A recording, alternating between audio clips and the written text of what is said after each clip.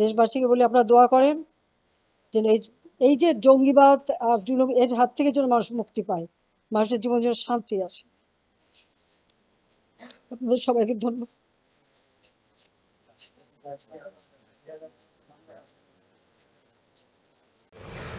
প্রধানমন্ত্রী পালিয়ে যাওয়ার আগে উনি মেট্রো রেল দেখে কাঁদো কাঁদো মুখে বলছিলেন যে সবাই দোয়া করেন যেন জঙ্গিমুক্ত বাংলাদেশ হয়। প্রধানমন্ত্রী সাবেক সবাই এমন দোয়াই করছে, বিশ্বাস করেন এমন দোয়া করছে, আপনি মুক্ত বাংলাদেশ হয়ে গেছে। এই অবস্থা। আমি একটু দোয়া করে দিই, আল্লাহ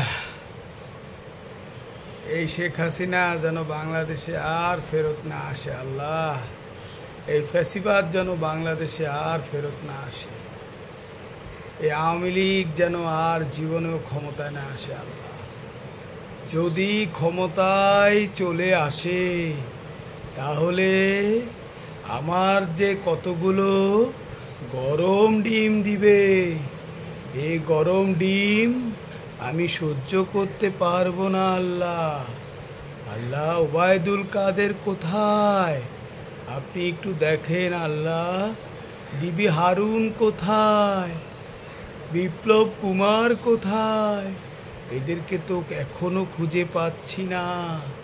আল্লাহ গত 15 বছরে যে জালেমগুলা শাসন করেছে এদেরকে সবাইকে আল্লাহ ধরা খাওয়াইয়া দেন।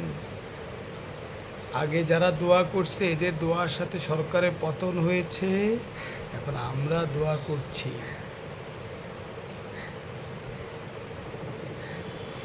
ইনশাআল্লাহ খুব শীঘ্রই প্রধানমন্ত্রীকে দেশে ফেরত আনা হবে এবং এতগুলো ছাত্র হত্যা, গুম খুন সব বিচার হবে।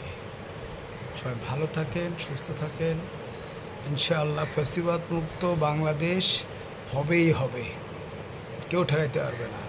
আর একটা কথা, বয়কট ইন্ডিয়া। আমাদের সীমান্ত হত্যার তীব্র নিন্দা জানাই। সীমান্ত হত্যা বন্ধ করতে হবে। আর নতুন সরকারের কাছে আবেদন, প্লিজ দ্রব্যমূল্য একটু নিয়ন্ত্রণে আনেন। আমরা একটু দুবেলা খেয়ে বাঁচতে চাই। বাজারে গেলে একবার মানিব্যাগের দিকে তাকাইতে হয়, কি কিনবো, কেনার পরে এভাবে করে তাকাই থাকি 5-6 মিনিট যে পরের দিনগুলো কিভাবে চলবো। প্লিজ দ্রব্যমূল্য কমান, সিন্ডিকেট ভাঙেন। আসসালামু আলাইকুম।